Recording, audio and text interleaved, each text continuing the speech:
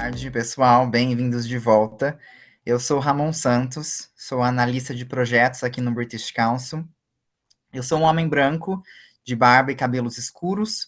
Estou usando uma camiseta verde clara em frente a uma cortina com iluminação natural. E para dar continuidade à nossa ELT Week Brazil 2024, eu convido a todos a desfrutarem de uma emocionante sessão intitulada Revolucionando o aprendizado de inglês para os Yanomami, Abordagens inovadoras no Amazonas, Brasil, que será conduzida pelo Emmanuel, Jeremia Mganda. Desejo uma boa sessão a todos. Muito obrigado.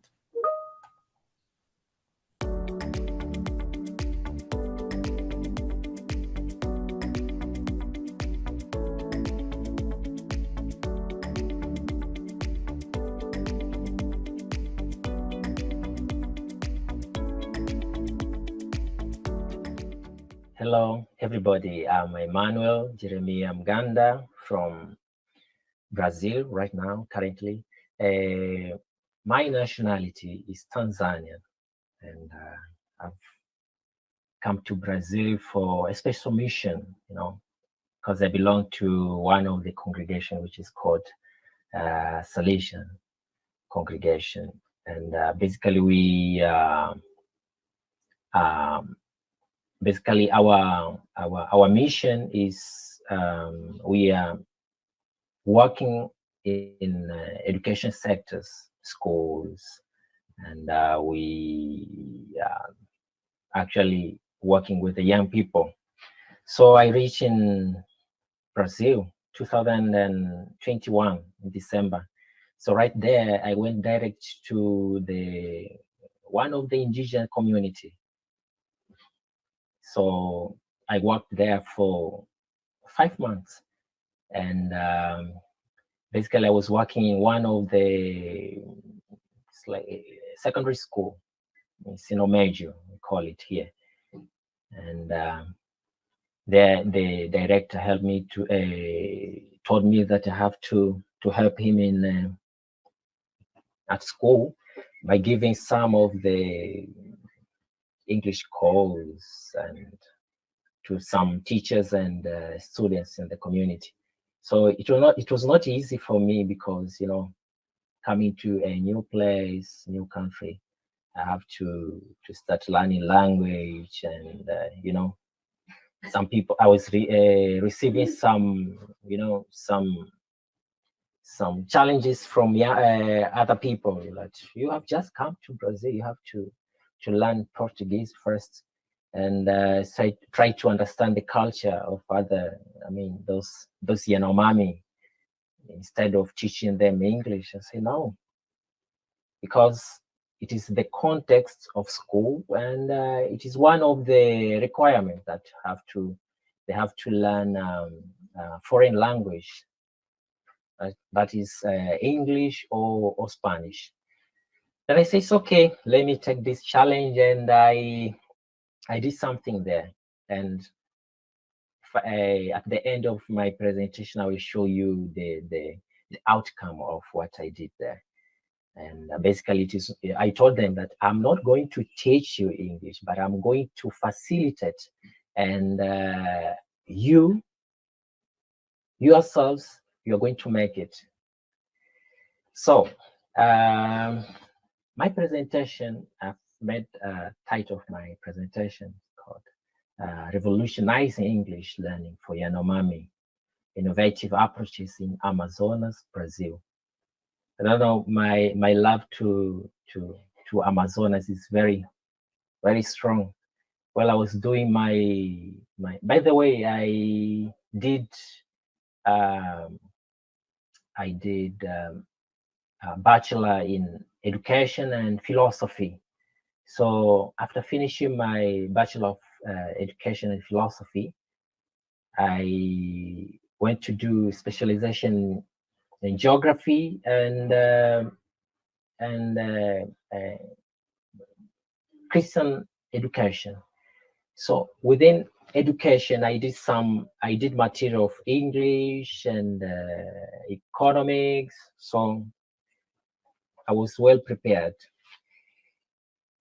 Well, From the title, which I've just shared with you, Revolutionizing English Learning for Yanomami, Innovative Approaches in Amazonas, Brazil. Basically, okay, so from the title which I want to share with you today, Revolutionizing English Learning for Yanomami, Innovative Approaches in Amazonas, Brazil. I basically, based on Yanomami tribe, from the just a little bit of knowledge from who are these Yanomami.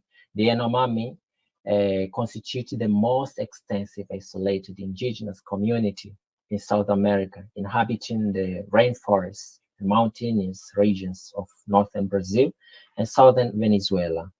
So those people who are from Venezuela and those people who are from northern Brazil know well who are this tribe, who are these people, Yanomami. So in this presentation, the primary focus will be directed towards the Yanomami population residing in the rainforest and mountainous area of Maturacá within the Amazonas region in Brazil. So basically it is where I lived for some months there. And here is the map of Maturacá in Amazonas. So it's bordering Venezuela. Well, and this is how they traditionally attires, you know, when they have some feast, some celebration, they having these attires. And here they were celebrating one of the traditional feasts is called Feast of Banana, whereby I know some of you have had these histories. I mean, some of information about Yanomami, whereby they prepare a porridge of banana, and they celebrate the one of the dead parent, can be a dad, or can be a grandfather, grandmother, but the one who has died someday, I mean some months or some years past, and they prepare a powder of remains, of his remainings, and they mix with the porridge, and during the feast they take. And I participated in this feast. It is very interesting. And okay, this is me when I reached there, starting teaching some of the children at school English, and some of them, including some of them, they were participating in my course. So they called me to participate this feast, and they did some painting to me. You see, this is me in front here. And my students were more than around 120, having both a morning section and evening section. Well, just a little bit of summary. This presentation will explore the complexities and potentialities associated with instructing English to Yanomami indigenous students in the Amazon region. The speaker will highlight inventive approaches with a focus of the audio-lingual method, community language learning method, the grammar translation method, all grounded in the cultural context. The discussion will encompass interactive learning strategies and community engagement. Participants will acquire practical insights into tailoring language education to varied cultural environments, with an emphasis on promoting cultural sensitivity in language education. So to start with the challenges and opportunities of teaching English to Yanomami indigenous learners in Amazonas. As I've said before, I've put all the challenges in terms of questions. You know, I faced personally these questions, and the response to these questions are the opportunities, and which will be see at the end of the presentation. How is the planning of the English class for indigenous students who, with 2 languages already in their school curriculum done? Considering that the teachers are not indigenous, in this case me, what are the English language contents that can be addressed in this classroom? And the third, how do indigenous students assimilate such content? In what manner is the content presented to the students by the teacher? What types of activities are proposed by the teacher, and which ones are most commonly used when conducting classes? Last but not the least, what teaching resources are employed by the teacher during the classes? And finally, how does the teacher assess the class to verify learning outcomes? So I faced all these questions, and during my class, I've tried to apply some of the methods which I've mentioned in the summary which I've read to you. And here is the first method which I did apply during my classes, the audio-lingo method, And here we have this famous bird, this very famous bird in Amazonas, and they like it. Say, repeat after me. So it was very, I mean, for me, it was very common to utilize some of the cultural elements which exist in this tribe, such as birds which are very famous there, some cultural items. During my classes, I was basically utilizing them well. And imagine just using this this forum, I have managed to capture the attention of my students. And well, the method, according to Krashen, the audio-lingo method is rooted in linguistic and psychological theories that employ a scientific, descriptive, and analytic approach to studying language, influenced significantly by behavioristic psychologists, particularly those adhering to conditioning and habit formation models of learning. The method follows specific practices.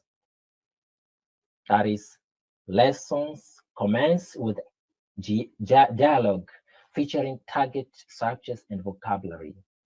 So basically, I was utilizing some of the very simple dialogues for them to enter into the world of learning English, you know. And as beginners, I didn't start with hard dialogues, very big vocabularies, bombastic vocabularies. No.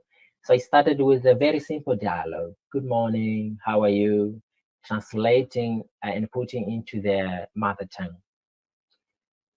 So the second point, learners imitate the dialogue. So basically, I will show you. Then there is a video here. I will tell you that the video which shows that the behavior of imitating. It is a base of their culture. It is there in their culture. So basically, after realizing that there are some elements which basically they in their culture, I was using and directing some of the elements just to help them to learn English well. The question of imitating.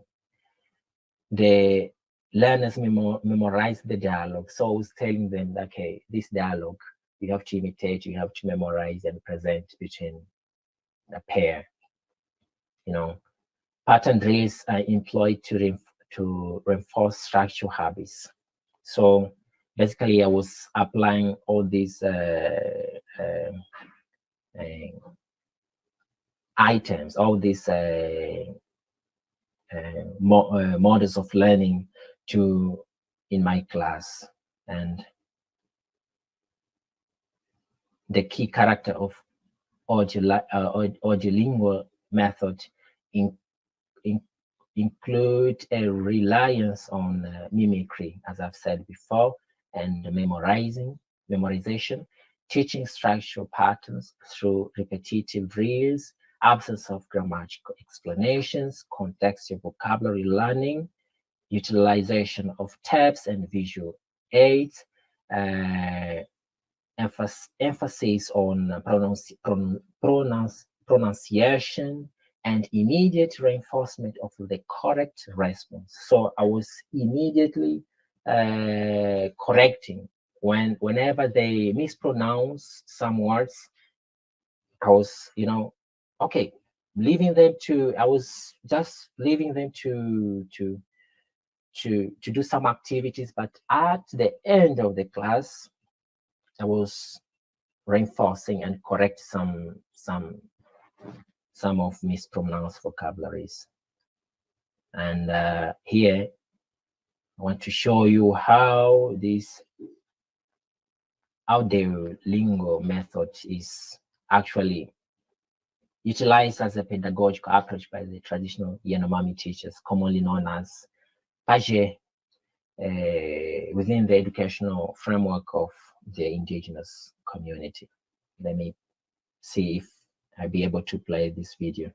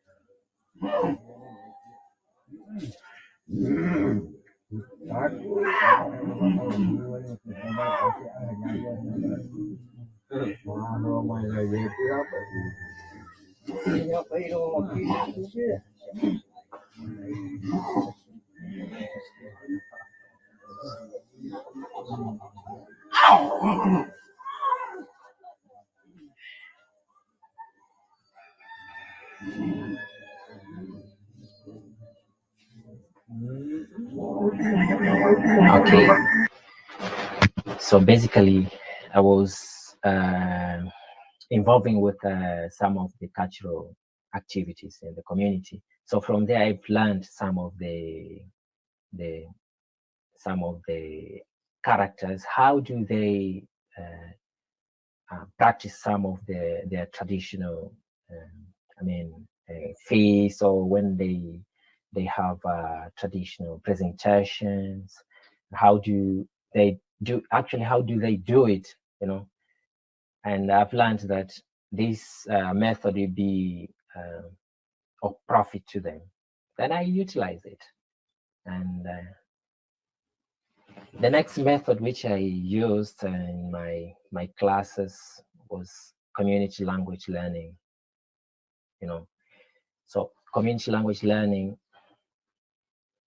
stands as a method crafted by Charles and his collaborators So current an expert in counseling and professor of psychology at Loyola University in Chicago, pioneered the application of psychological counseling techniques to the realm of learning, a concept termed counseling learning. The essence of community language learning lies in applying the principles of counseling learning theory of language education. So teachers view students holistically, acknowledging their emotions, intellect, and interpersonal connections. The learning environment involves students sitting in a circle with a teacher positioned outside. Initially, interaction occurs in a student's first language, later translated to the target language by the teacher. Through repetitive practice and guidance, students gradually gain proficiency in the target language, fostering independent language skills. So you have seen some of the elements which are basically grounded in their culture, imitating the question of respecting those students, indigenous students, holistically taking us their people who have emotions, people who have intellect, people who can make a connection. So basically, I was full aware of these elements, and what I just applied in my class. And some of the features of community language learning method includes treating students as learner clients and the teacher as a teacher counselor. And the second feature is students can use their native language and receive translation from the teacher. Building a relationship of mutual trust and support is crucial to the learning process, with grammar and vocabulary taught inductively. So students produce target language recording transcribed in their native language, forming their working text. Students apply the target language at their own pace, expressing their feelings and drawing empathy from the teacher. And the method incorporates diverse activities such as grammar, pronunciation, and sentence creation. So somebody may ask me, how was it able for you to speak their native language? Well, I was using some of the elders, some of the teachers who are participating in my class to share with their fellow students. Through it can, by understanding the abilities of some of my students, utilizing this ability, I was able to create some of the positive impact, some of the positive relationship among the students and student with the teacher. So basically it was amazing. And here, it is what I did. Should I play the video, Victor? Está a nível de mercado, tá? Essa é a linguagem técnica, linguagem nacional, internacional, é uma linguagem de mercado. Recebe recursos para conseguir adquirir e na linguagem há número representado. O número pode ser representado por pessoa, por um objeto, por algum equipamento. Então, por isso, o número é muito importante para cada nação do Estado e em outros países. E nas coisas de número também visualizar. O céu assim, tal, de que tipo de número? E na sua coluna existia. Por isso, ela é muito importante, porque ela existe no nosso meio. Eu acho um número muito importante, porque cada unidade que de alguma fruta ela se torna uma unidade, ou uma dezena, ou se torna de grande utilidade para a nossa vida. Beleza? Tá.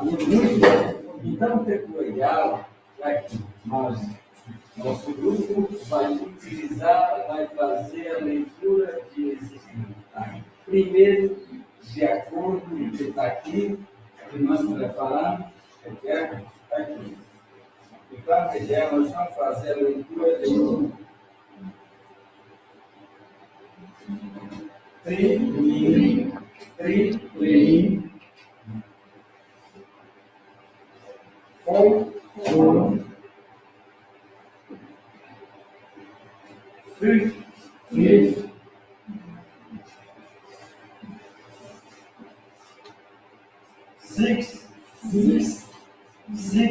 six,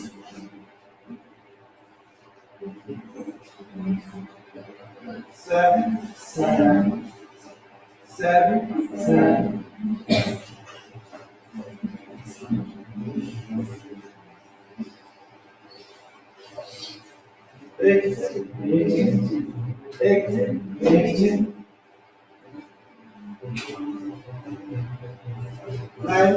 9,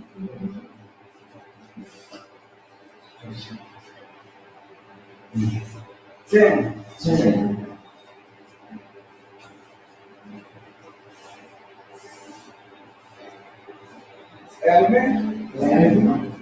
Element. 12.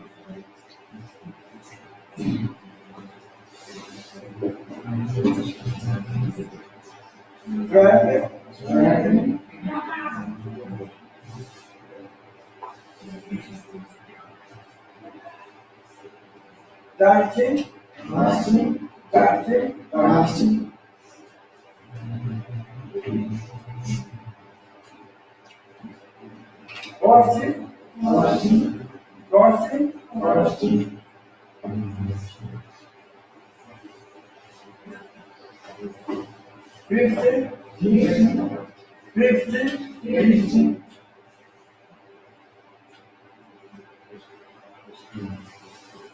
16. 17. 18. 19.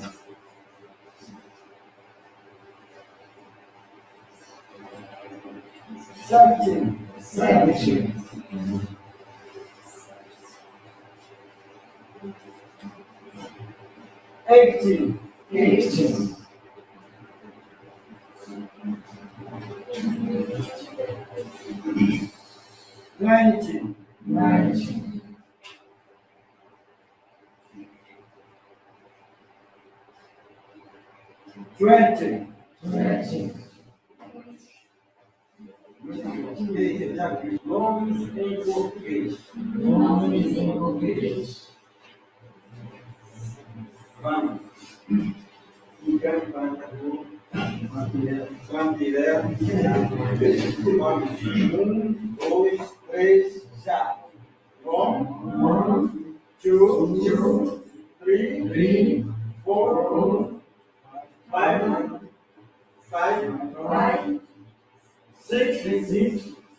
6, 7, 8, 9, 10. 11,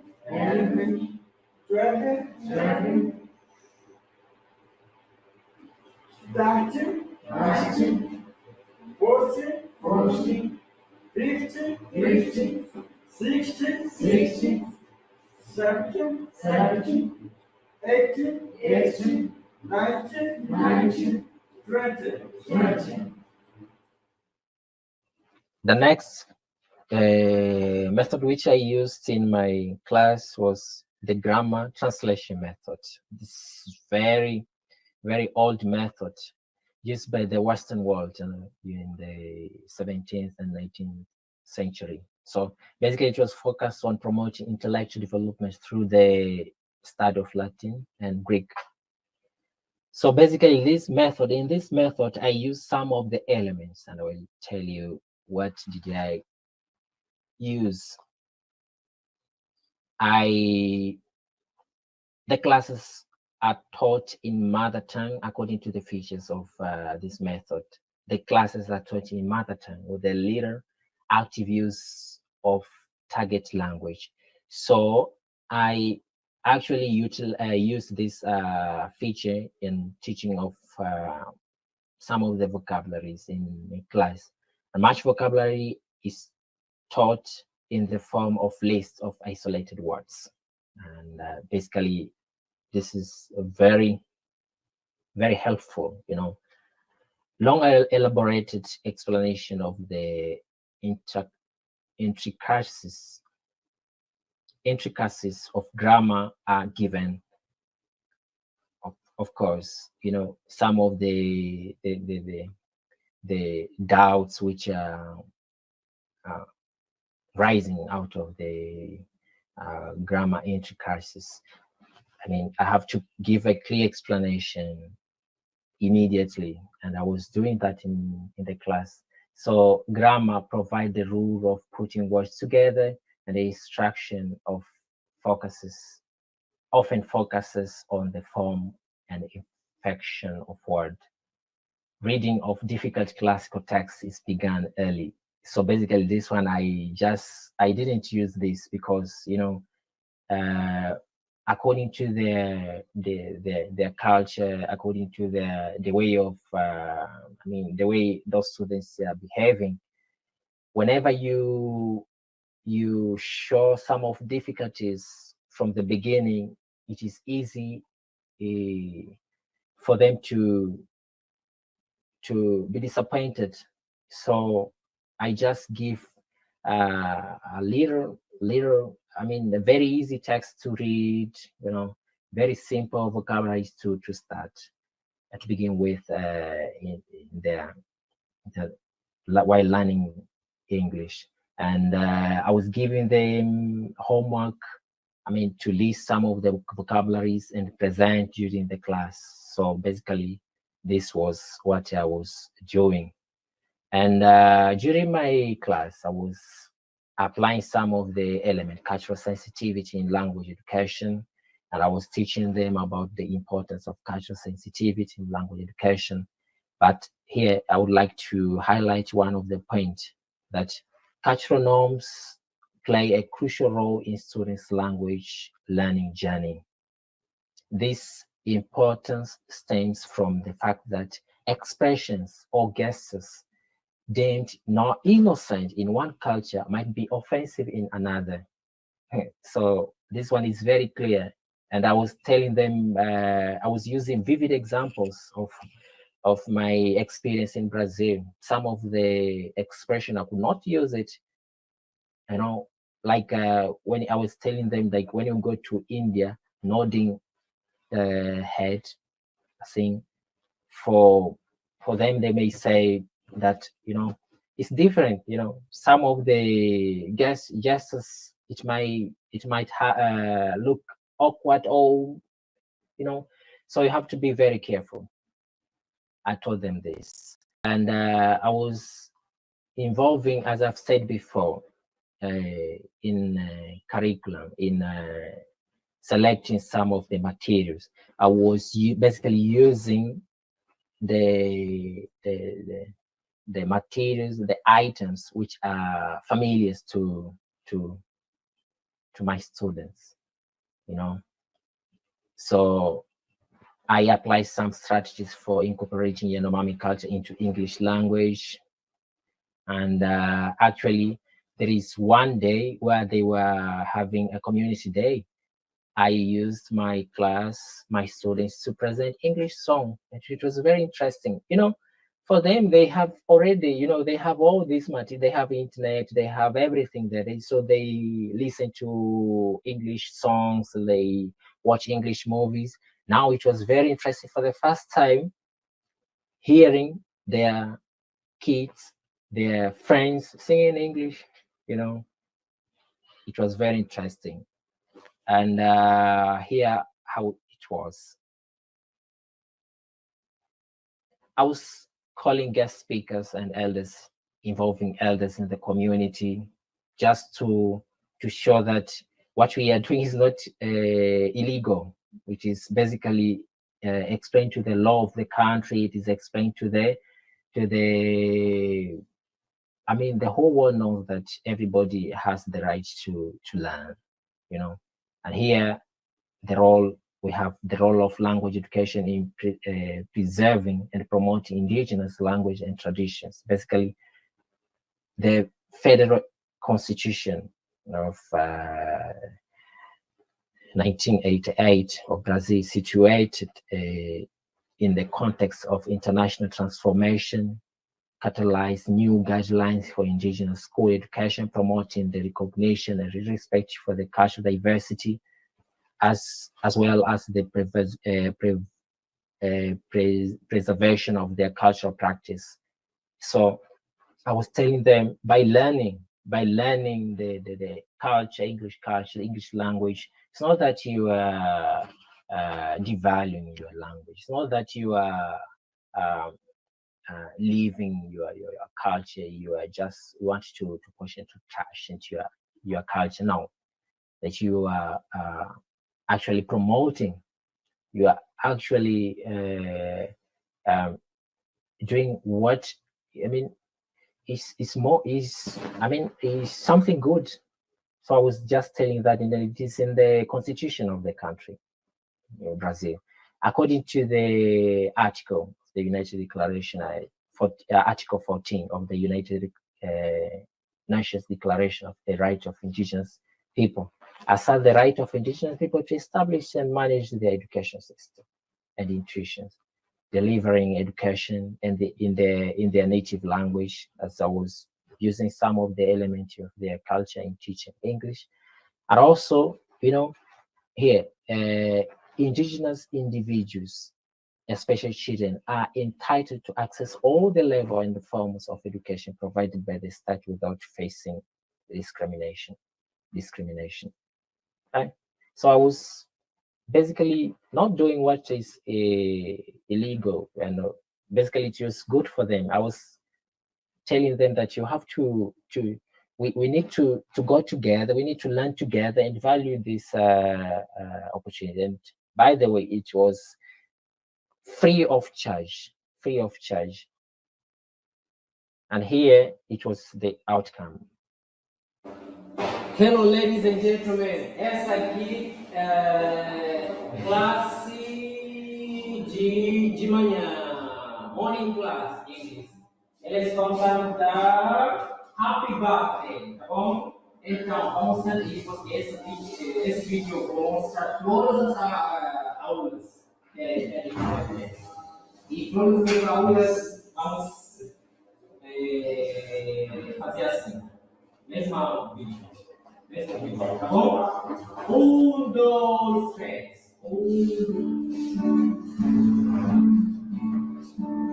Let's go.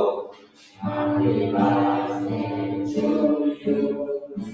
Happy birthday to you. Happy birthday, dear. Happy birthday to you. Happy birthday to you. Happy birthday to you. Happy birthday, dear. Happy birthday to you. How old?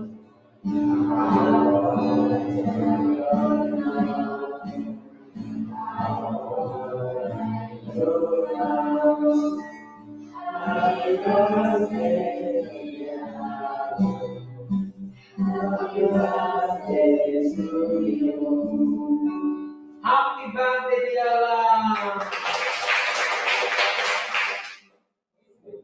Eu vou mostrar esse vídeo para. And this is how we managed to do our English course in Maturaka.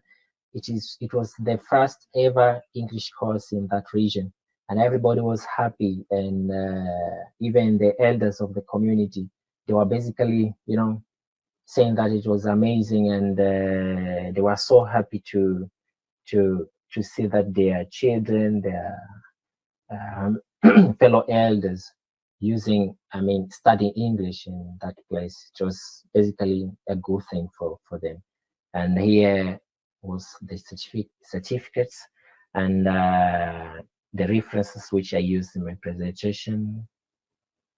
And thank you. Obrigado. To the end of my presentation.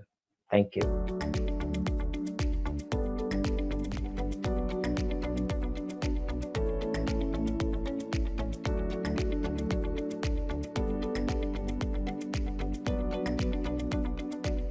Thank you. Thank you, everyone, for watching. Thank you, Emmanuel, for an amazing session. What an enriching session, I would say. Thank you for sharing your experience and your knowledge with us today. And now we are going to have a few time to share questions and comments. So feel free to add your comment and here in the chat or your question.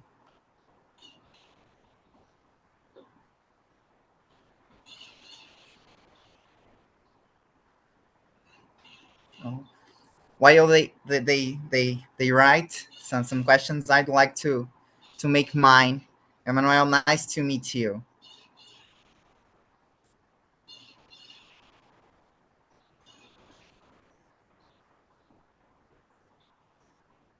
Sorry, I cannot hear you.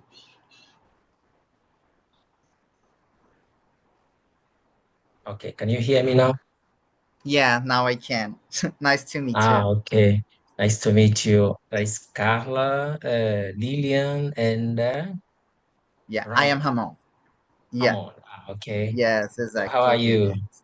I'm good, thank you. So the first question is mine, and from what I understood, it is important for the teacher to have an overview regarding culture and to learn basic elements related to behavior and gestures of the community. So how can the teacher, how is the process of learning this behavior in advance? As you have said before, that learning is a process, and it's a wholesome process. We have to, for us educators, for us teachers, we need to be aware of the behavior of the students. The cultural items, what is happening in the society, But since it is a process, always it will become you know, learning.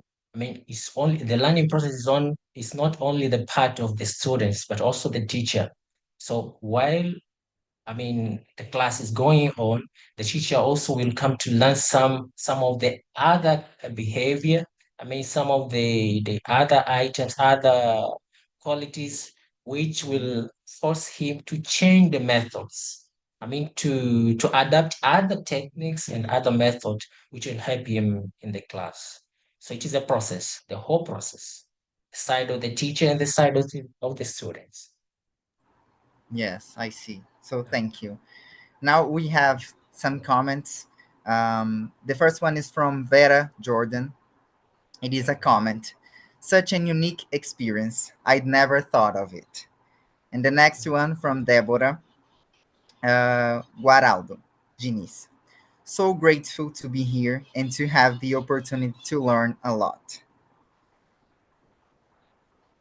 So thank you everyone for engaging. We do not have further questions, but I encourage you to reach out to Emmanuel through other means, through social media, and I'm pretty sure that this session is going to reverberate a lot in the future. So thank you so much, Emmanuel.